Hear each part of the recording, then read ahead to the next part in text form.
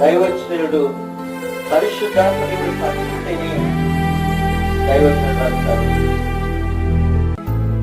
అందుకే ఏంటంటే మార్పు లేనివాడు, ఆయన మార్పు లేనివాడు, ఆయన నమ్మదగిన దేవుడు అని నేను నమ్ముతూ ప్రియమైన దేవుని బిడ్డ,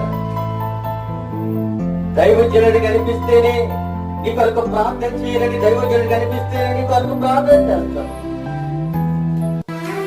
దైవజనుడికి కనిపిస్తేనే నీకు ఆశ్చర్యం వస్తుంది, బలవంతం. హృదయపూర్వకంగా దైవజనుడు ఆశీర్వదించాలి, మనసులో పెట్టిన బయలుగా దైవజనుడు అసూయతో ప్రార్థించాలి, కన్నీటితో ప్రార్థించాలి. దైవజనుని ఇబ్బంది పెట్టిన, దైవజనుని దూషించిన